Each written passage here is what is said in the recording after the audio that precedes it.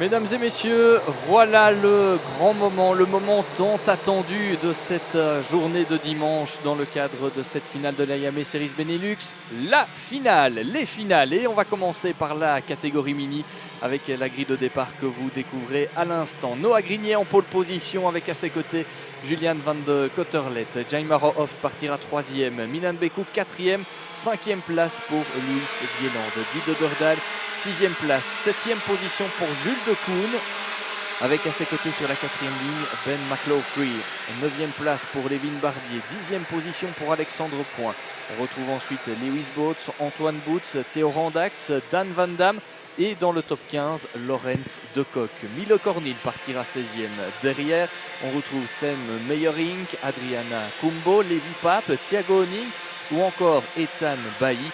Jan Jacobs partira 22e devant Roselyne Mahé-Hennicke, Mathis Mouche, Ralph Van Tornout, Tom Grosjean, Artem Kikireshko, Cyril Grosjean et enfin Liano Verheij. Voilà pour la grille de départ de cette finale mini. Et avant ce départ, eh bien, on a déjà le nom du champion 2024. Noah Grignet. En principe, Alex, parce qu'il y a encore un petit doute. Il y a encore une manche, ce final ici. Well, Noah Grignet at the moment is 73 points ahead of Lorenz de Kock and Julian van der Kock, who are tied on points after taking into consideration one drop score. Noah Grignet has not placed outside of the top 5 all season long, and his first set of results gets to be the drop score, so puts him on 636 points. Lorenz de Kock and Julian van der Kottelet, 563 apiece. Jamaro Hoft and Ben McLaughlin are within earshot of the podium, but it depends on what happens now, because we up the ante from 9 minutes plus an additional lap to 11 plus an additional lap. And as you can see, the sun lowering a little bit. It's coming towards quarter to 5 in the afternoon here at Karting de Fagnes. Who is going to be champion number 3 of AYAME Series Benelux 2024? De facto, it's Noah Grignet, and no matter where he finishes, he's done the job. But let's get this racing underway. He's here. Simon, over to you, buddy. Allez, on est parti pour cette dernière finale de la saison dans la catégorie mini avec en principe une victoire pour l'honneur. Cette fois-ci, le départ avec Noah Grignet qui garde sa pole position. Il garde sa première place au moment d'aborder le premier virage. Attention à l'attaque peut-être de ses adversaires. Il l'est passé au deuxième virage également. Derrière, ça se bat pour la deuxième position. Regardez, c'est très serré avec un peloton très compact qui aborde ce troisième virage. Un virage toujours très délicat à négocier. Et l'un des pilotes est allé d'ailleurs un petit peu à l'extérieur. Là, c'est passé pour tout le monde. Et c'est bien ce qui compte. Milan Bekou a pris un superbe envol. Il est désormais en deuxième position devant Jaimaro Hoft. On a aussi dans la bagarre Louis Bieland qui, on le rappelle, fait son retour ici sur ce karting des Fagnes de Mariembourg pour ce dernier rendez-vous de la saison.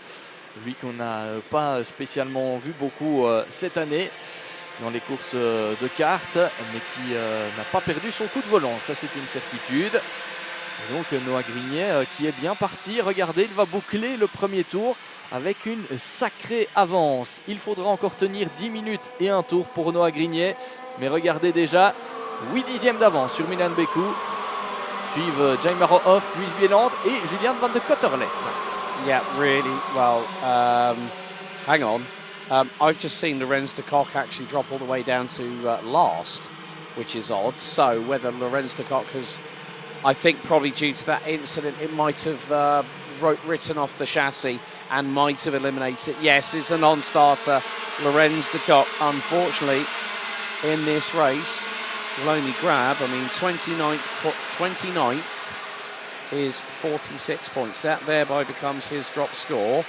So puts him on 619 points. But at the minute, the battle, it's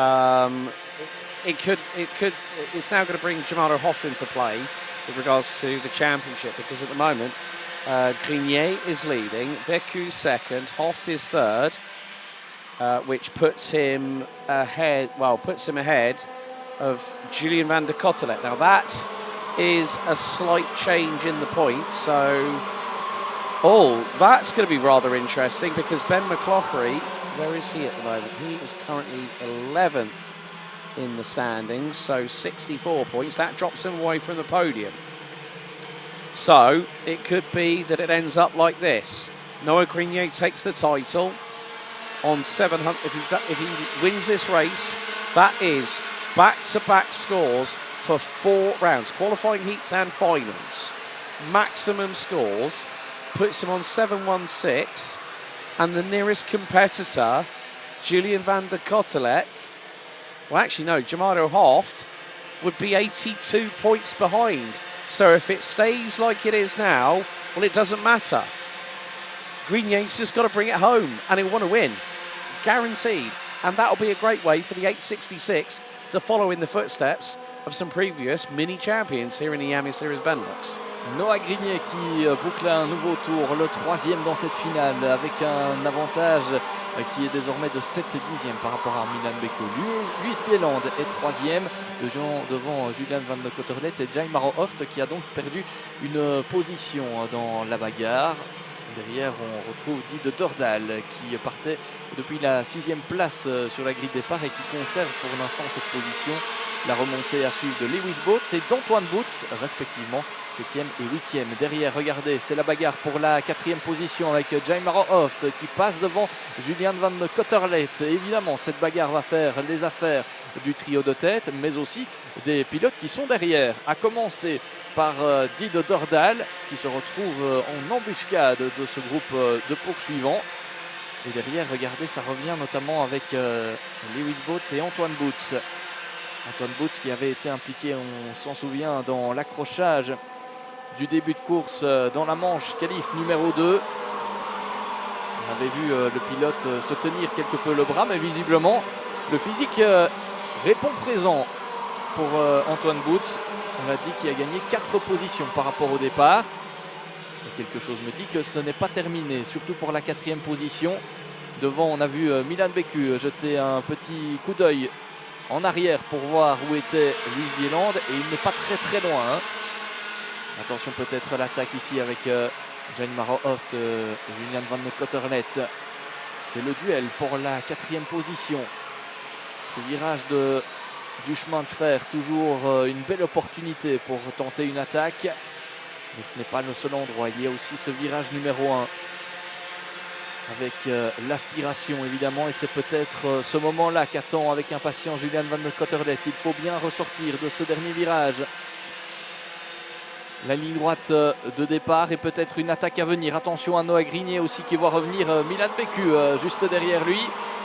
Noah Grenier est-il capable d'aller chercher cette victoire? Et on l'a dit, il pourrait marquer les esprits dans ce championnat puisqu'il a marqué le maximum de points à Austricourt, à Genk à 2 reprises. S'il vient l'emporter ici, ça fera 4 fois le maximum de points sur la saison.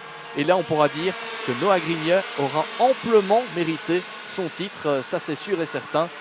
Et même si ici, il va très certainement aller chercher un bon résultat. Et le titre qui était déjà pratiquement dans la poche. Noah Grenier, Milan Beku pour cette victoire d'honneur. C'est le duel qui se profile pour l'instant. Luis Bieland qui voit ça d'un peu plus loin. Mais en tout cas, lui aussi aura réussi son retour dans cette Yami Series Benelux. Et derrière, que se passe-t-il avec Julian van der Coterlet et Jaimaro Hoft? Ça ne se passe pas. Par contre, nouveau leader dans cette finale. À 4 minutes et un tour de l'arrivée. Un peu plus de 4 minutes même. Milan Beku est le nouveau leader de cette finale, la dernière de la saison. I don't think that's going to last for long. With the performance that Noah Grenier has had, if he makes it, you know, as you said, 4 rounds where he's had a maximum score, you look at it at that point, that's 640 points. That's 80% of the championship season when Noah Grenier has had a max score. And more to the point, that just goes to show how, you know, we were waiting to see who was going to be the next standout driver. And Grenier, as soon as we got to Austricourt, has never relinquished any opportunity to take a victory. Now is in the slipstream, coming up the hill behind Milan Bercu. Luis Bieland is not too far behind. Across the line we go to complete lap number 7. And, well, Grenier doing a very sensible job there. That is Julian van der Cotelet through on Jamaro Hoft. That is for position. And more to the point, it also changes things a little bit with regards to the championship standings. I mean, Julian van der Cotelet at the moment runs 634 points versus 628. And that is 6 points between second and third in the championship standings come the end of the season. But at the moment, I mean, Noah Grenier is just going to wait and bide his time. He's going to just let Milan Bercu just drag him along around the circuit. And sometimes, you know, when you know that you've pretty much got it in the bag, you want to make it as easy as possible and you want to enjoy the moments and the enthrallment. And obviously the team will be ecstatic when he crosses the line in about 2 3/4 minutes plus an additional lap. So we've probably got about 4 more laps of racing, give or take. And there we go, straight away. Grenier pulls the trigger up the inside and through goes Louis Bieland in the meantime. And he tries to go for the lead. Oh, careful, careful. Noah Grenier does not want to ruin a perfect score right now, courtesy of Louis Bieland being a bit over-exuberant going through into turn number 2 there. Ouais, l'indécision totale pour la victoire dans cette dernière finale de la saison avec un nouveau leader qui est Noah Grenier.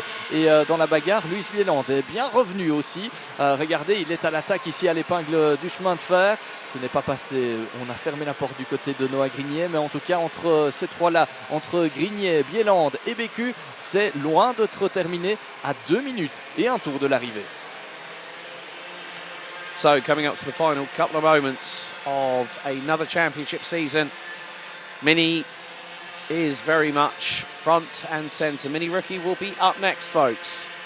So we'll wait to see who else becomes an Yami Series Benelux champion.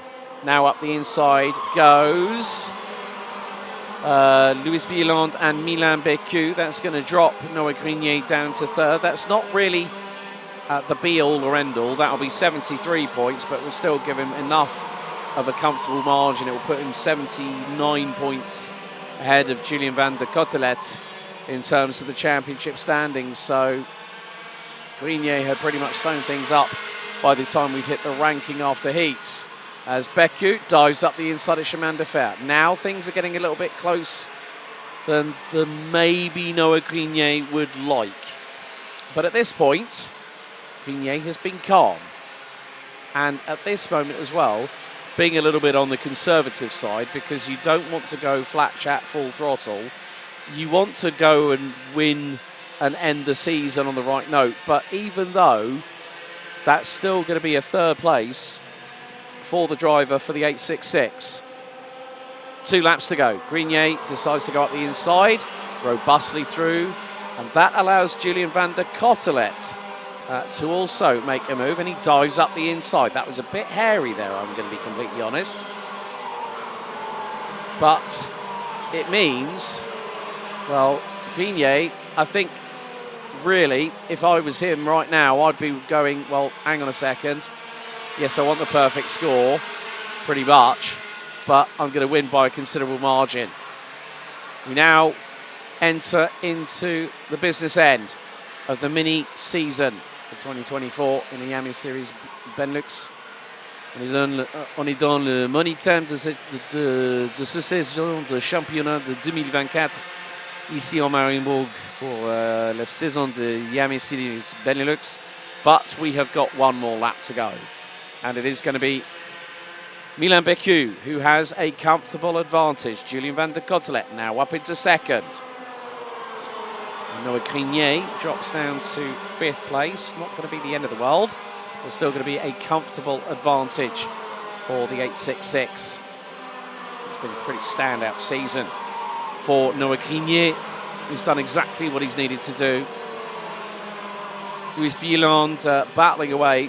And then you've also got Jamaro Hoft, who is ahead of Noah Grenier. And, well, that does change things a little bit, but not enough for Jamaro Hoft to be the runner-up this season. The leaders make their way through into Escargot for the final time this year. It's not going to be the clean sweep this weekend for Noah Grenier, but is secure. Up through the hill we go one final time. Mariembourg rounds out the season with the win. It's going to be a drag race to the line for second. Julien van der Kottelet, Jamado Hoft, Lewis Boots, but your champion in Mini for 2024, it goes the way of Noah Grenier. What a sterling job by the 866, taking successive maximum points all the way through the championship season. But what a job by Mariembourg. What a season for the 866 of Noah Grenier. There's your race winner, Mariembourg. A great way to see off the championship year for the driver that I think might end up in the top 6. Probably in 6th position when the dust is all settled. But here are your results. Mariembourg wins the race for Eichmann's Grand Prix. Julien van der Kottelet and Louis Bieland round out the top 3 places. Suriname's Jamado Hoft takes 4th ahead of Lewis Boots. And your champion for 2024, Euro Karting's very own Noah Grenier. Didi Tadale, Antoine Boots, Jules de Koen, Alexandre Point round out the top 10. Milo Konya, Theo Handax, Ben McCloughery, Levin Barbier, Thiago Onink, Ralph Antonat, Levi Papp, Jan Jacobs, Adriano Kumbo. Then we got Dan Van Dam, Sam Meyerink, Cyril Grosjean, Mathis Mouche, Ethan Bailey, Liano Vreit, Artem Kirkireshko from the Ukraine, Rosalind May Heineke from the Netherlands, and also via the United States of America with Tom Grosjean, the last of the classified finishers, with Lorenz de Kock and on starter. Bécu wins the race, Grenier the title.